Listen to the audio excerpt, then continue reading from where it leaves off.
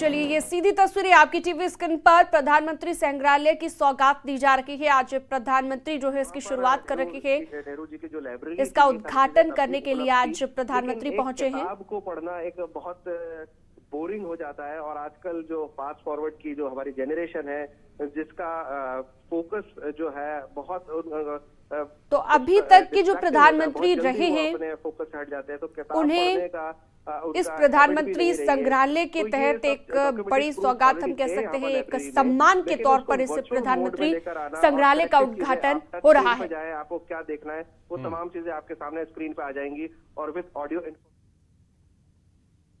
तो लगातार ये तस्वीरें हम आपको दिखा रहे हैं। पीएम मोदी ने उद्घाटन किया है, तस्वीरें हमने आपको दिखाई और पीएम मोदी ने पहला टिकट लिया है। दरअसल ये जो प्रधानमंत्री संग्रहालय है इसका पहला टिकट प्रधानमंत्री नरेंद्र मोदी ने लिया और लगातार तस्वीरें हम आपको दिखा रहे थे प्रधानमंत्री संग्रहालय की। ये जो प्रधानमंत्री संग्रहालय है ये अभी तक के जो प्रधानमंत्री रहे हैं उनके लिए एक सम्मान के तौर पर, उनकी याद के तौर पर हम कह सकते हैं, या फिर उनके लिए समर्पित ये प्रधानमंत्री संग्रहालय है जिसका उद्घाटन कार्यक्रम आज रखा गया है।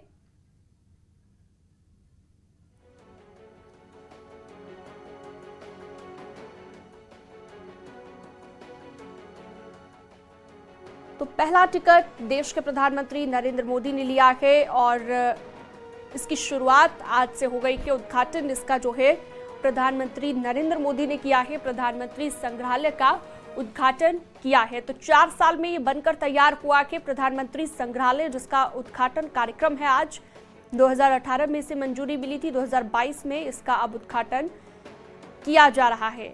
आजादी के अमृत काल में संग्रहालय का उद्घाटन हो रहा है।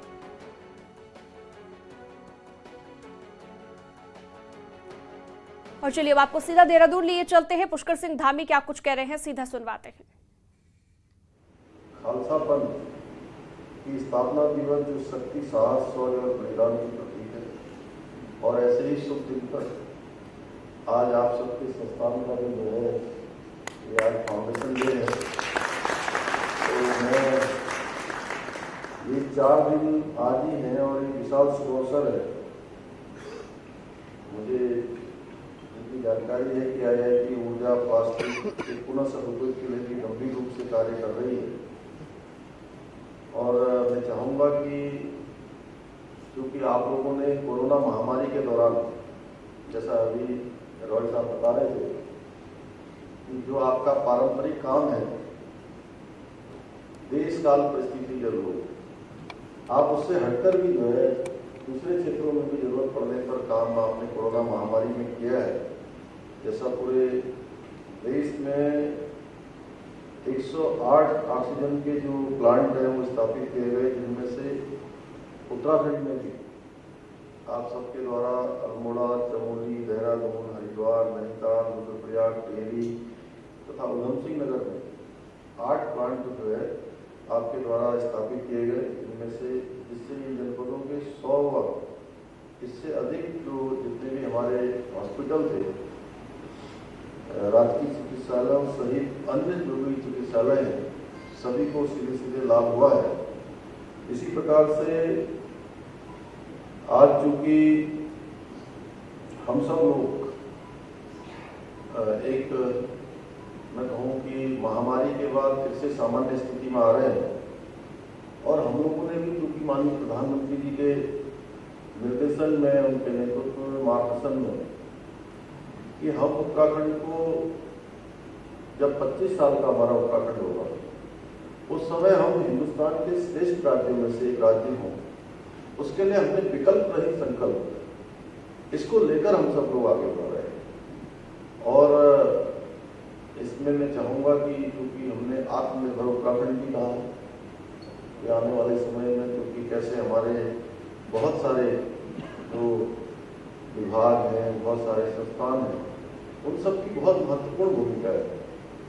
जब 25 साल के हम होंगे तभी हम हिंदुस्तान के श्रेष्ठ राज्य हो सकते हैं, तभी हम हिंदुस्तान के आदर्श राज्य हो सकते हैं। जब उत्तराखंड के अंदर काम करने वाले सभी संस्थान अपनी अपनी भूमिका, अपना अपना काम अपने अपने तरीके से जिसका जो योगदान हो सकता है वो करें। मैं चाहूँगा कि आपने जैसे कोरोना महामारी के समय में शानदार काम किया है, आप सब लोगों ने आगे बढ़ चढ़कर काम किया है।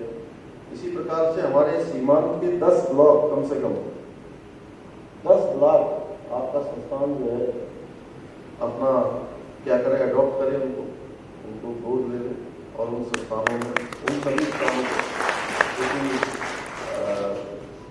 वो आपकी भी रिसर्च चलती रहती है, आप लोग तो वैसी रिसर्च के संस्थान हैं, और हम लोगों से भी बात करके कि कहाँ पर हम लोग उसकी ज़्यादा आवश्यकता है, अगर इस प्रकार से हम करेंगे तो मैं समझता हूँ कि निश्चित रूप से आपका योगदान हमेशा ही होता है। और जो एक हम लोगों ने जो विकल्प रही संकल्प के आधार पर हम लोग आगे बढ़ रहे हैं, उसमें भी आपका योगदान होगा। और वैसे हमारे देश के माननीय प्रधानमंत्री नरेंद्र मोदी जी ने केदारनाथ की भूमि से, आप सबको पता है कि 2013 में जब उत्तराखंड के अंदर और केदारनाथ में पूरी तरह से जो आपदा आई थी, उस आपदा में पूरी तरह से वहाँ पर बहुत नुकसान हो गया था और उसके पुनर्निर्माण का कार्य चल रहा है। अभी आप जैसे संस्थानों में बहुत सारे CSR के थ्रू, अन्य संस्थानों के थ्रू, बहुत सारे समाज सेवियों के द्वारा आगे आकर लगभग 400 करोड़ रुपए की जो योजनाएं हैं वहाँ पर उनका निर्माण और पुनर्निर्माण का कार्य चल रहा है। गौतम बुद्ध नगर के डीएम को हाईकोर्ट ने नोटिस जारी किया है। इलाहाबाद हाईकोर्ट ने जारी किया है अवमानना का नोटिस। अलग अलग 2 मामलों में ये नोटिस जारी किया गया है। कोर्ट ने सुहाल LY से स्पष्टीकरण भी मांगा है और 5 अगस्त को कोर्ट में हाजिर होने के आदेश दिए गए हैं। तो अवमानना का नोटिस जारी किया गया है।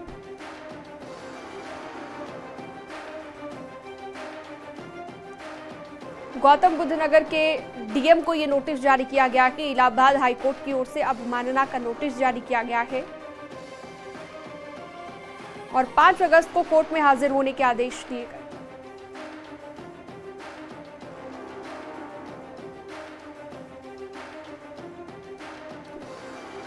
खबर पर ज्यादा जानकारी के लिए हिमांशु फोनलाइन पर मौजूद हैं।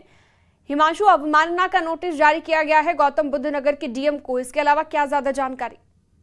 जी बिल्कुल, देखिए जिलाधिकारी को हाईकोर्ट की तरफ से अवमानना को नोटिस जारी किया है और स्पष्टीकरण मांगा है। 5 अगस्त को जिलाधिकारी को निर्देश दिए गए हाईकोर्ट की तरफ से कि वो हाजिर हो। बेसिकली क्या डीएम को 3 अलग अलग मामलों में अवमानना का नोटिस जारी है और सबसे बड़ी बात है डीएम से ये पूछा गया है क्यों ना आदेशों की अवहेलना पर उनके खिलाफ अवमानना की कार्रवाई करेगी, हाईकोर्ट ने पूछा है।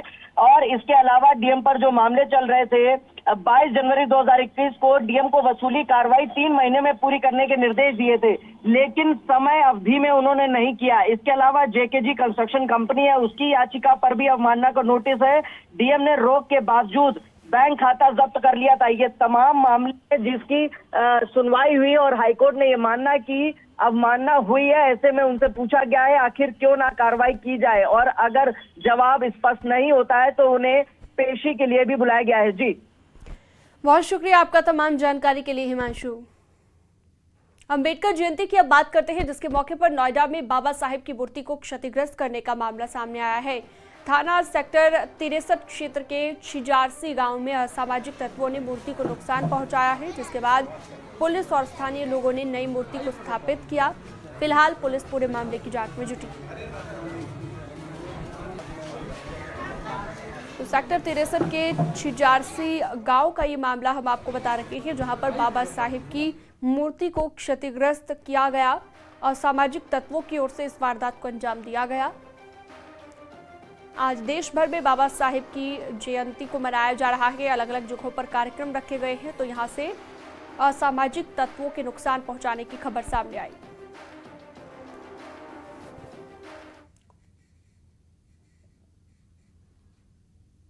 और चलिए अब आपको सीधा लखनऊ लिए चलते हैं। आसिम अरुण क्या कुछ कह रहे हैं, आपको सीधा सुनवाते हैं।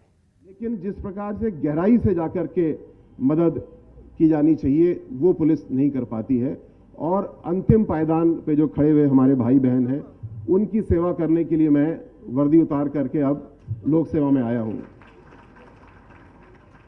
और मैं समझता हूं इससे ज़्यादा मेरा सौभाग्य क्या हो सकता है कि आदरणीय योगी जी ने मुझे समाज कल्याण का दायित्व दिया है, जिसका विभाग का नाम ही मुझे लगता है इसका नाम सहायता विभाग या मदद विभाग होना चाहिए और सबके मदद करने का अवसर पूरे विभाग के पास है और व्यक्तिगत मेरे पास भी है। मैं माननीय मुख्यमंत्री जी को आश्वस्त करना चाहूँगा, सबको भी आश्वस्त करना चाहूँगा कि समस्त योजनाओं को पूरी पारदर्शी तरीके से लागू करने के लिए टेक्नोलॉजी, आधार कार्ड, अच्छी प्रक्रिया की व्यवस्था बनाई जाएगी। अगर थोड़ी सी भी भ्रष्टाचार की संभावनाएं बची हुई हैं उनको दूर किया जाएगा और कोई भ्रष्टाचार कर रहा है तो उसके व्यवहार को, उस व्यक्ति को दंडित किया जाएगा, कुचला जाएगा। इस प्रकार से काम करके समाज कल्याण विभाग जिस उद्देश्य के लिए स्थापित किया गया है उसको और ऊंचाइयों पे ले जाएगा। साथ ही साथ हम सबको मिलकर के समावेशीय व्यवहार की ओर बढ़ना है, जिसको अंग्रेजी में इंक्लूसिवनेस कहा जाता है। दोनों तरफ से जो भाई बहन अपने आप को भेदभाव का शिकार महसूस करते हैं और जिन भाई बहनों को लगता है कि शायद उनके पूर्वजों ने भेदभाव किया या अभी भी हो रहा है, तो हमको एक एक चीज पे, एक छोटी छोटी बात पे ध्यान देना है कि मेरी कही हुई बात कहीं आपको चुभी तो नहीं, आपकी कही हुई बात कहीं मुझे चुभेगी तो नहीं। तो इस प्रकार संवेदनशीलता में बहुत सुधार की गुंजाइश मुझको दिखती है और उस पर हम लोग को मिल करके काम करना है। मीडिया, सोशल मीडिया का बहुत बड़ा रोल इसमें है और एक दूसरे का सम्मान करते हुए हम लोग आगे बढ़ पाएंगे। और जो मोदी जी ने विजन दिया है, जिस पे योगी जी काम कर रहे हैं कि समाज का एक काफिला है, कुछ लोग बहुत तेजी से आगे बढ़ रहे हैं और कुछ लोग पीछे छूट रहे हैं। किसी के पैर में दर्द है तो किसी को कष्ट है, तो जो पीछे छूट रहे हैं उनको भी हम लोग को साथ लेके चलना है। यही वेलफेयर स्टेट या कल्याणकारी राज्य की परिकल्पना है और पूरा काफिला एक साथ जब चलेगा तभी आनंद आएगा, तभी हम लोग को मंजिल भी मिलेगी और मंजिल का मजा भी आएगा। इस प्रकार से हम लोग को काम करना है। बहुत बहुत धन्यवाद। हमारा सौभाग्य कि बाबा साहब की परछाई की छाया के नीचे हम लोग बैठ करके आज इस चित्रकूट में कल रात बजरंग दल के कार्यकर्ता और बीजेपी नेता आपस में भिड़ गए। चित्रकूट में ओवरलोडिंग की शिकायत मिलने के बाद बजरंग दल के नेता अपने कार्यकर्ताओं के साथ सड़क पर घंटों तक चेकिंग अभियान चलाते नजर आए। इस दौरान कई ट्रकों को पकड़कर प्रशासन के हवाले कर दिया गया। आरोप ये भी है कि इसी दौरान सांसद के बेटे आर.के. पटेल और कई बीजेपी नेताओं की ओवरलोड गाड़ियां जा रही थी, जिन्हें बजरंग दल के कार्यकर्ताओं ने पकड़ लिया। इसके बाद बीजेपी नेता और बजरंग दल के कार्यकर्ता आमने सामने आ गए। दोनों पक्षों में झड़प होने लगी और प्रशासन मूक दर्शक बना रहा। आरोप यह है कि सांसद के बेटे और बजरंग दल के नेताओं के बीच काफी देर तक गाली गलौच हुई। एक दूसरे को भद्दी भद्दी गालियां दी। गाली देने का वीडियो सोशल मीडिया पर वायरल हो गया है।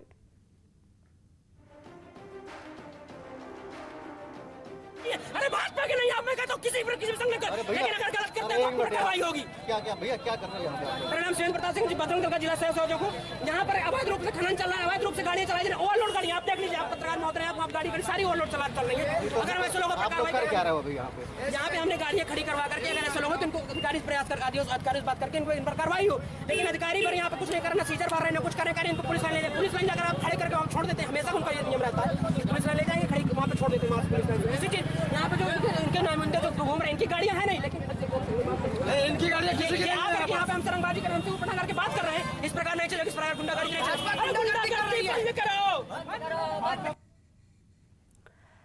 तो देखिए, बीजेपी नेताओं और बजरंग दल के कार्यकर्ताओं के बीच ये विवाद हुआ, ओवरलोडिंग को लेकर विवाद हुआ। बजरंग दल के नेताओं के साथ ये विवाद हुआ और इन कार्यकर्ताओं ने हंगामा भी यहाँ पर किया है। तस्वीरें हमने आपको दिखाई।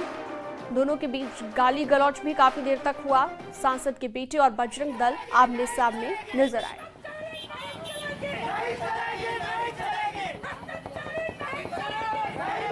तो बजरंग दल के कार्यकर्ता दरअसल चेकिंग कर रहे थे, जिसके बाद बीजेपी नेता और बजरंग दल के कार्यकर्ताओं में झड़प हुई। हापुड़ की बात करते हैं, जहां पर एनकाउंटर हुआ है। पुलिस की 10,000 के इनामी बदमाश के साथ मुठभेड़ हुई है। गोली लगने से गौ तस्कर घायल हो गया है। वसीम पर दरअसल 12 से ज्यादा मुकदमे दर्ज हैं। तमंचे, कारतूस और कार भी बरामद की गई है। देहात थाना पुलिस से मुठभेड़ हुई है। तो बड़ी जानकारी, बड़ी खबर आपको बता रहे हैं। एनकाउंटर में गौ तस्कर को गोली लगी है। वसीम पर 10,000 का इनाम था।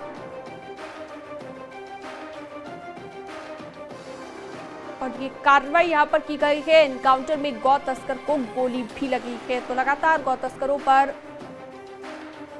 कार्रवाई की जा रही है। विपिन गिरी फोनलाइन पर मौजूद है ज्यादा जानकारी के साथ। विपिन, बताइए कैसे ये एनकाउंटर हुआ, कैसे कार्रवाई को अंजाम दिया गया यहाँ पर?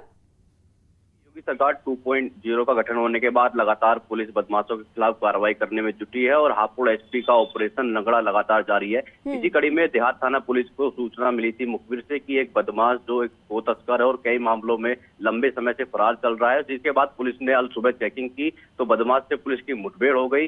बदमाश ने पुलिस पर फायरिंग की, जिसके बाद जवाबी फायरिंग में पुलिस की गोली लगने से 10,000 का इनामी बदमाश वसीम घायल हो गया है। उसे अस्पताल में भर्ती कराया गया। उसके पास से तमंचे, कारतूस के अलावा एक कार भी बरामद हुई है और ये 12 से अधिक मुकदमों में फरार चल रहा था। ठीक है, और साथ ही जो पुलिस की ओर से ये जो कार्रवाई की गई है, क्या कोई और भी खुलासा इसमें हुआ है? जो ये इनामी बदमाश पकड़ा गया, पहले से क्या कुछ मामले इस पर दर्ज थे? देखिए, 12 से अधिक मामले इस पर दर्ज थे। बुलंदशहर जनपद के गुलावटी का रहने वाला है और लगातार गोवंशे की घटनाओं को अंजाम देता था, गो तस्करी करता था, इसकी पुलिस को लंबे समय से तलाश थी और आज इसके साथ मुठभेड़ हुई है। फिलहाल इसको अस्पताल में भर्ती कराया गया, जहाँ से उसे जेल भेजा जाएगा। क्या क्या चीजें बरामद हुई है इससे? देखिए, इससे एक तमंचा और कारतूस के अलावा एक कार बरामद की गई है। जी, बहुत शुक्रिया तमाम जानकारी के लिए आपका। और यहाँ एक छोटे से ब्रेक के लिए रुकेंगे, खबरें लगातार जारी हैं।